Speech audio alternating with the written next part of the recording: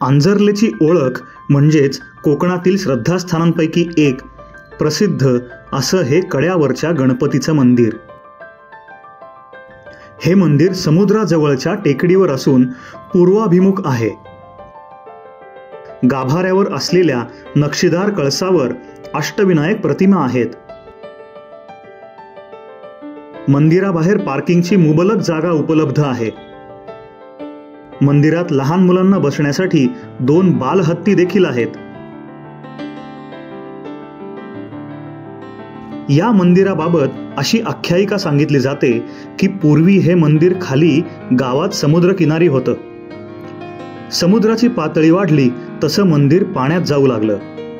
कालांतरानं ते पूर्ण जलमय झालं।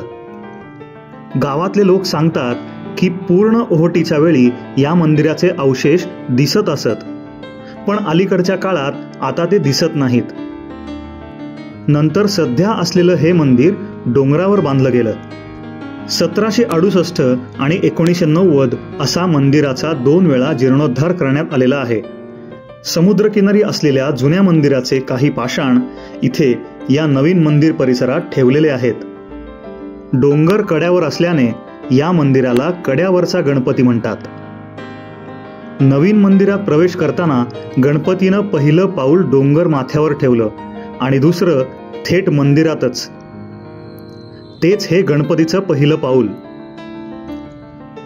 मुख्य मंदिरापासून अगदी 2 मिनिटांच्या पायी अंतरावर हे स्थान आहे।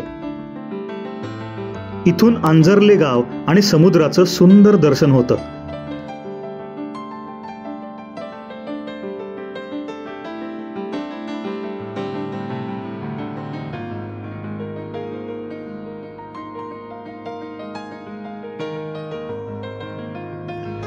आधी हे ठिकाण काहीसं असं होतं।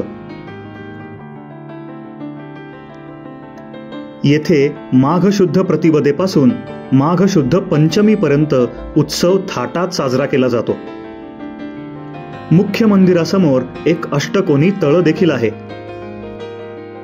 मंदिर परिसरातच काळ्या पाषाणात बांधलेलं हरिहरेश्वर शिव मंदिर देखील आहे।